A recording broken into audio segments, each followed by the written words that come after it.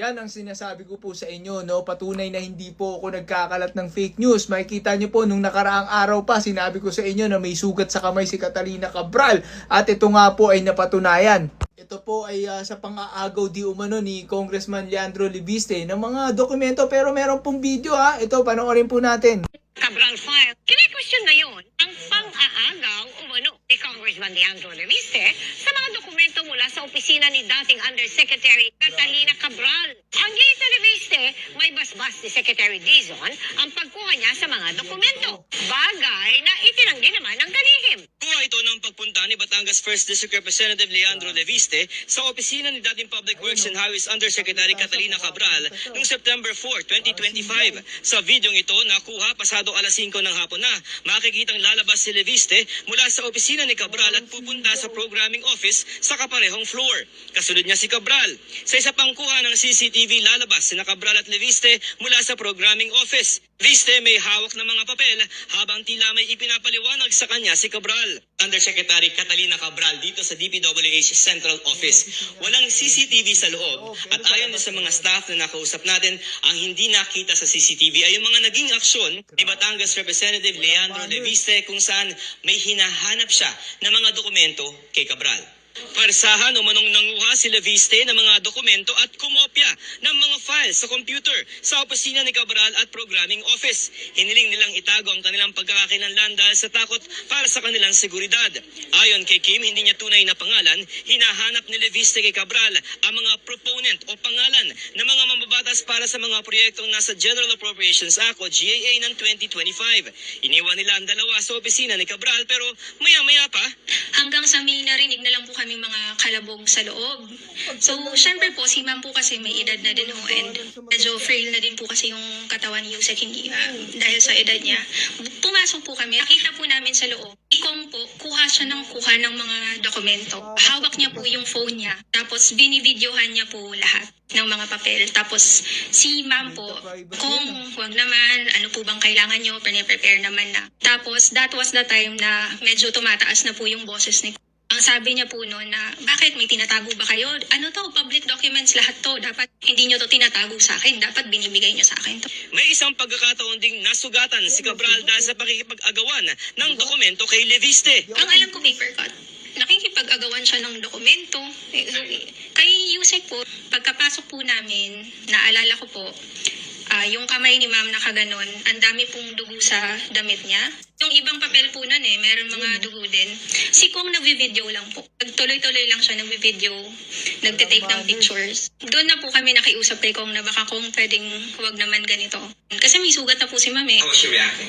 Wala ho, nakatayo na lang po siya sa gilid. Tapos sabi niya na, tissue, ganun, kasi may sugat ako.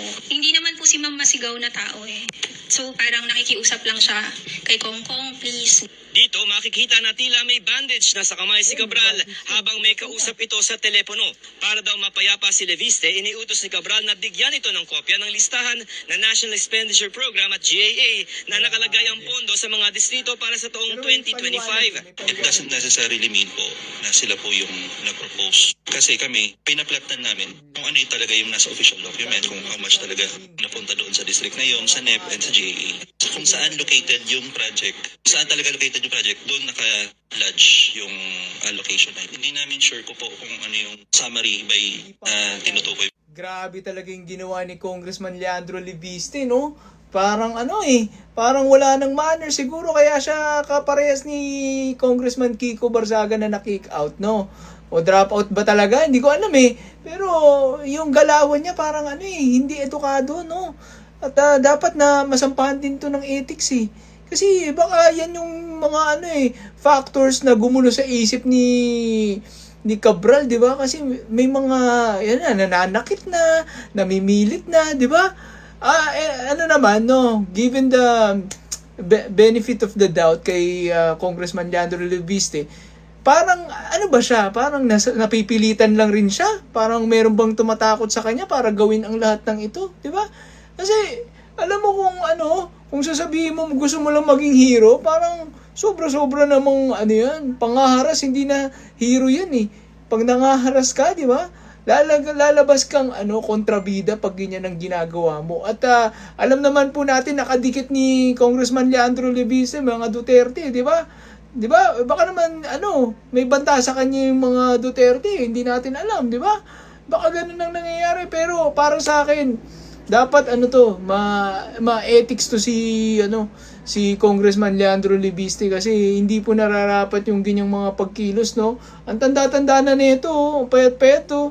Tapos namimilit ka, narinig pa ng mga trabador, nagkalabog-kalabog, di ba? Alam ko na kung anong mo eh. Hindi, duda ako, may paiyak-iyak ka pa, duda ako eh. Baka meron kang, binablackmail ka ba ng Duterte dahil meron ka rin baho, di ba? Yun po yung mga pumapasok sa isip ko eh. Kasi kung gusto mo lang maging superhero, hindi ka naman magiging superhero sa mga pinagagawa mo eh. Dahil walang validation yung mga documents na yun. Di ba? Sabi mismo ng mga empleyado ni Yusek Cabral, mga assistant sa DPWH, sabi nila, it doesn't necessarily mean, no? Kapag nandun sa location niya, yung isang project, yung congressman dun yun na yung hindi po ganun, no? So, kailangan ng validation po yan at hindi tayo pwede mag-assume lang dahil po ang mga kasong gusto nyo pong isang pa dyan, yung mga plunder, malversation of di ba? So, hindi po pwedeng hindi yan biro na ilalabas mo lang tapos akala mo yung dokumento na yun mag-i-stand on its own, di ba? Kahit po affidavit na sinulat mo na kailangan pang i-validate ng mga abogado, kailangan pang di ba, pag sumpaan mo, di ba? O, ikaw ba, Congressman Leandro Leviste, kaya mo bang sumpaan yung mga yan? O, di ba? At tatanggapin ba ng korte na kung susumpaan mo yan, di ba? Yun ang nakakalungkot doon, di ba?